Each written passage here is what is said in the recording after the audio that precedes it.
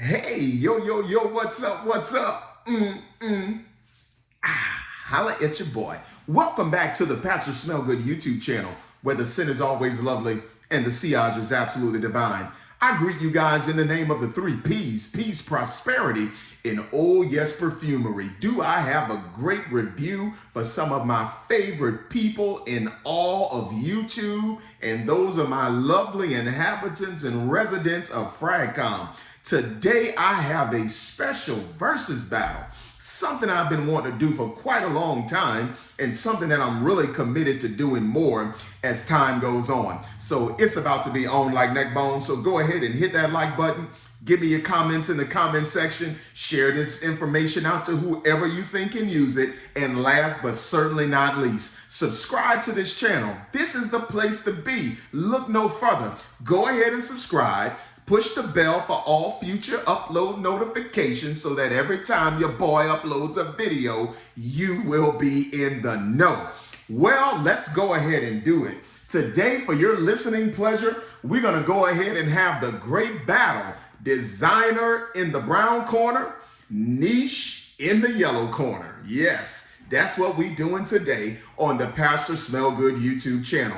We are going to compare, we're going to contrast, we are going to chalk up what's going down between Naxos by Zerjov and Pure Havane by Thierry Mugler. Now, guys, you know something about me. I am a Mugler enthusiast. Listen, this is the fragrance house that I attribute all of my journey in getting more in depth into Fragcom to. It was the house of Thierry Mugler that completely arrested my attention and really reeled me in hook, line, and sinker into not only being a fragrance collector, but also being one that reviews fragrances on YouTube. Yes, the first time I got my nose on a man, I'm telling you guys, I was so intrigued I could not pull my nostrils away from the outside of my palm. That is how serious it was to me. And this was actually one of the first houses that I began to collect. So much respect to the gone but never forgotten Thierry Mugler. But anyway, we're going to deal with this flanker dealing with Pure Havane, and we're going to test it against Naxos by Zerjov. And the reason I want to do this is because I shared with you guys on an earlier video that as soon as I started to listen to reviews with Mugler, and just begin to study the fragrance, I would always hear this one mentioned as a comparison. So thanks be to goodness, about 3 months ago, I was able to secure my first bottle of this. And let me tell you something, this is the first, but it will not be the last. So let's go ahead and talk about these fragrances, all right? Thierry Mugler, its notes consist of patchouli, of course. That's one of the dominant notes. You're going to get some amber. You're going to get some cacao. You're going to get some vanilla. You're going to get some cherry tobacco with some honey. All right. With this particular scent here, you're going to get honey in Naxos. You're going to get some casmirin. You're going to get some vanilla. Thanks be to goodness. And you're going to get some lavender in this particular scent. So what I want to do in this versus battle is naturally, we're going to go ahead and give a good spritz of both of these scents, and then we're going to explore the fragrance. Guys, I'm not going to rush this content. I'm going to completely take my time with it because I don't want to just upload just to upload. I want to upload with intentionality.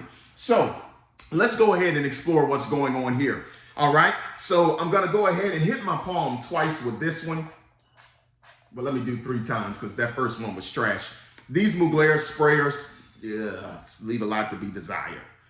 All right. All right. Yeah. Go ahead and cook for me, baby. Cook. Now I'm going to go ahead with the other bottle, and I'm going to go ahead and try to squeeze with my left hand. I'm right-handed. I'm going to squeeze with my left hand and give myself a fresh douse of Naxos. It only requires one. Got to preserve that juice for as long as I can. You understand, the stuff ain't cheap. Woo! Boy, that's a whole lot of honey and tobacco going on. All right, let me tell you what's happening here with the difference here. When I spray Thierry Mugler's Pure Havane, the first thing that just leaps into my nostrils is the cherry tobacco and the honey. I'm getting that immediately. In the opening of Naxos, I'm getting a very thick, a very dense, a very weighty honey, along with some tobacco, but it's beautifully lifted because of the lavender and the jasmine sambac that is in this particular scent. Boy, you talk about lays on nice. And quite honestly, there's not a whole lot of deviation in the scent as far as how they open. But something that I'm really noticing that I think is very important for you to know is that this scent here is going to lay on a lot lighter. When you put Naxos on from the opening, it's going to lay on extremely heavy.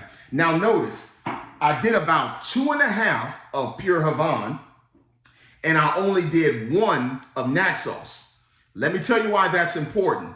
Because even now, this scent is much stronger. It's much heavier out of the atomizer. Pure Havane is going to lay on a little bit lighter. It's not as full. But boy, that's some good stuff. OMG. So when I tell you guys that both of these scents are honey laced and they feature the tobacco note well, I just noticed that with this particular scent, there's more of a cherry tobacco that I'm getting. This is just straight up 100 pounds of honey with about 75 pounds of tobacco and about 30 pounds of lavender and jasmine sambac. That's what I'm getting out of the opening of this scent. But this one lays on much, much heavier. As Thierry Mugler continues to develop on your skin, you're going to notice some of that patchouli is going to become a little bit more prominent in the scent. It is not dominant, okay? But there's a little bit of prominence in it because remember, the dominant notes here are going to be the honey and the tobacco, all right? But that patchouli note is definitely noticeable. As Mugler continues to develop on your skin, you're going to start picking up more of that warmness with the scent. It really couples well with the honey because you get a beautiful, gorgeous amber in there. Along with that cedar wood. You're definitely going to get that with this particular scent. All right. Now with Naxos, that Casmirin, it's going to really, really do some stuff to put this spicy, vanillic, balsamic touch on its honey tobacco. All right. So the Mugler is going to envelop more of the patchouli as the scent goes on. You're going to pick up the amber and the vanilla. But this scent is going to definitely pick up that Casmirin and it's going to round out to that gorgeous vanilla. OMG. This vanilla and honey, they dance well together. OMG. They're great dancing partners. Oh my goodness. Ooh, this is some good stuff. Y'all, I think this is my favorite fragrance DNA. I'll just be honest. Honey, tobacco.